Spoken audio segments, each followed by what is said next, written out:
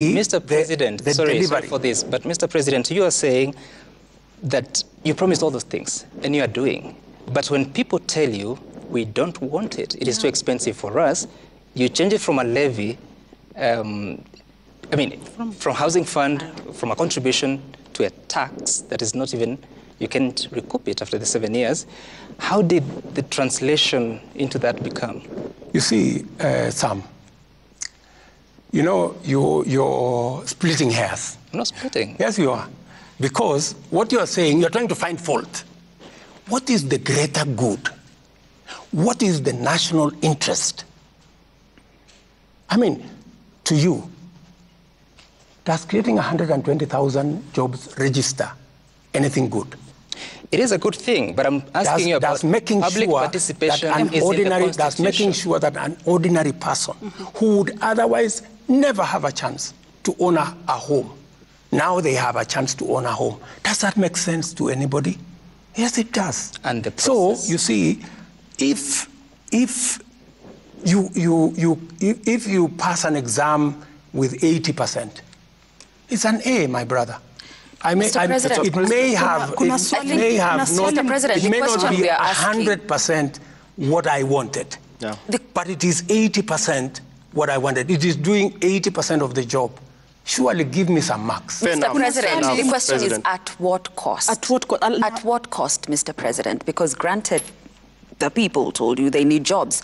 This means they do not have the jobs. This means they do not have money in their pockets. And in response, what you're doing is taxing them further. But let me ask you, my dear sister,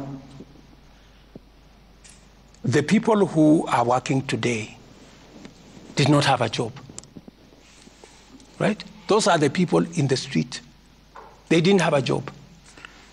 The people who have a job have had to pay 1.5%.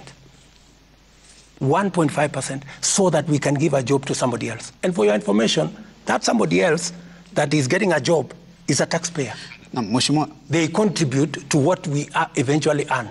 Is it too much for us as public servants who earn a salary to give 1.5% of our salary so that somebody else, another Kenyan, who is also a taxpayer, who also deserves something, they don't have a job because the job maybe they would have, I have. But I'm being asked, contribute 1.5% so that that other Kenyan who is walking in the street can have a job. But it's not just that, Mr. President. Let me just finish. They too can own a home the same way you own a home. I don't think that is being asked.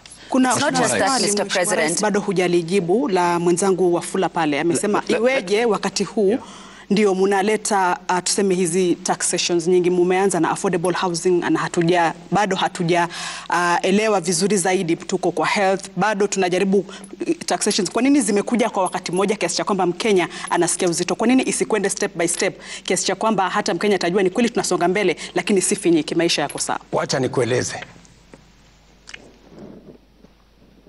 Mambo ya health kwa mfano. It is the profiling, it is the spin that you people many people, let me not accuse you, many people are spinning it. What are we doing? What are we doing in health?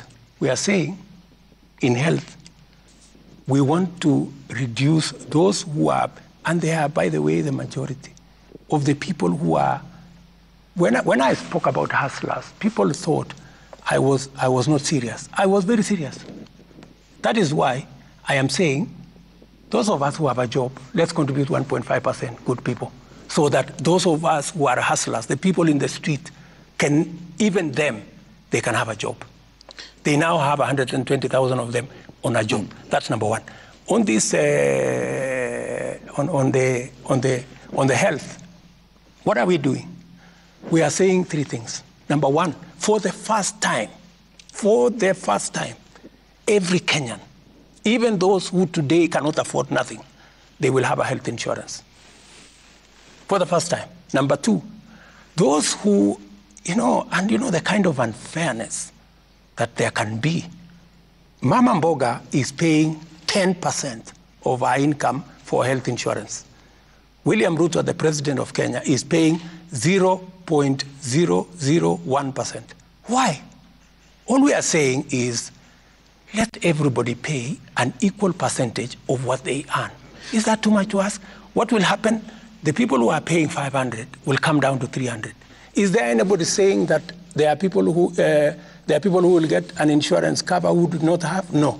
Are there people who are saying that those at the bottom of the pyramid will reduce their money or their contribution from 500 to 300? No. The people who are talking are not talking about those things because they are not convenient and because many of us believe those people don't matter. I want to tell you, my friends, those people are also Kenyans. They matter the same way we do. Let us give them a chance. And Mr. President, let us give them a chance to also participate in Kenya. Let us give that fellow, that mama who has no chance. And you know, let me tell you, for the first time, a person who would otherwise die of cancer or diabetes or hypertension, because when they go to hospital, they are told they don't have the money. For the first time, we have a special kitty, which all of us will contribute and give everybody a chance at life. I mean, my friends, all we are saying is, let us have a country where nobody is left behind. And we have 10 million people out there. Mheshimiwa Rais, umesema kwamba makato haya mapya ya